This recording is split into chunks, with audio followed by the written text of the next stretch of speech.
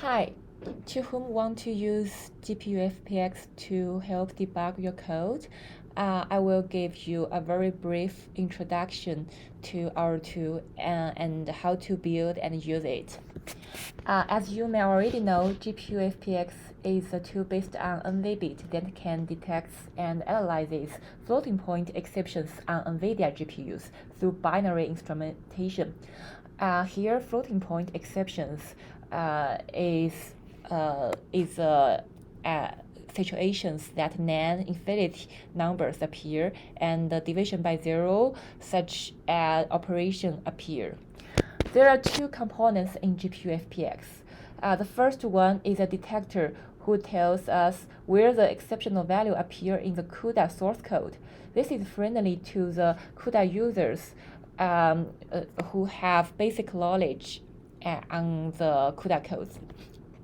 Another component, analyzers, tells us how exceptional value propagates inside an SAS instruction. SAS instruction is a low-level language for CUDA language. So this component is good for advanced users who already have such knowledge and want to dive deep into their code. Here I will give you very brief introduction on how to build our GPU-FPX.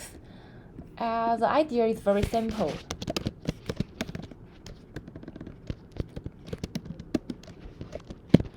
I have a GPU-FPX and a directory before. So firstly, I will just remove it. Okay, so we can. The build process is very simple. You can just follow our GitHub repo. Here I will give you a hand-on demonstration. Firstly, just copy this code. One thing I need to mention is that before making the GPU-FPX, you need to go to the NVBit released. You need to go to the configure file to change the architecture to match your platform. For example, this machine is an amplifier. It's a 86 architecture. So we can check. Yeah, we can firstly clone it.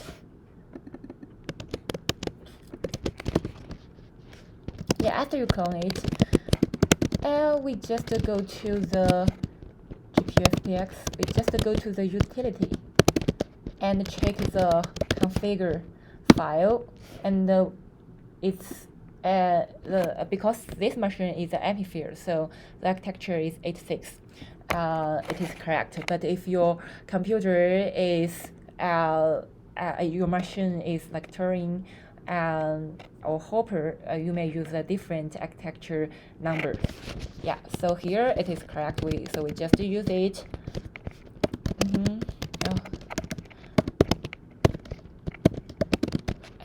We just make in the GPU-FPX directory.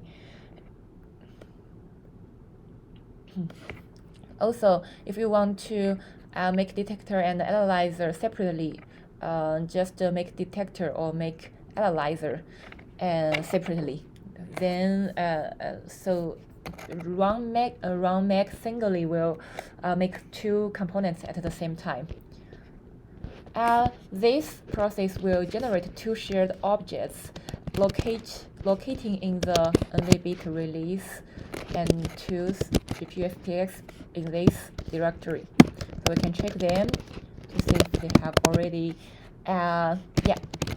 they are made successfully in the detector. We can see, yeah, they are made successfully. It's the shared library detector and the analyzer. So the usage of them is very simple because they are shared objects. So we can just use preload this command to load these two shared objects before running your real program. Here I'm still continue to use the example in our GitHub repo to demonstrate how to use these two components. First, check our examples.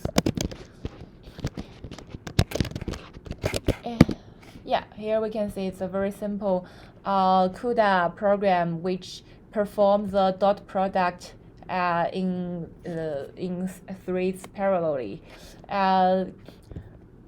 In the kernel dot product, this line is a location who generate the division by zero exception and may produce NaN values.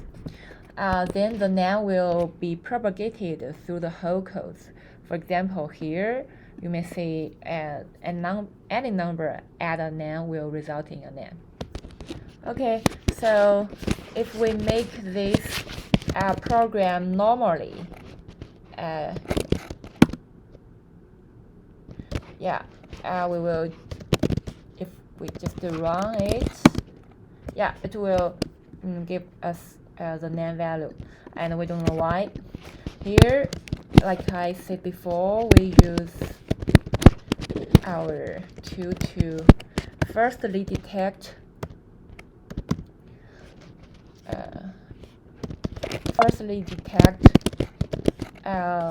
which lines this exceptional value will appear.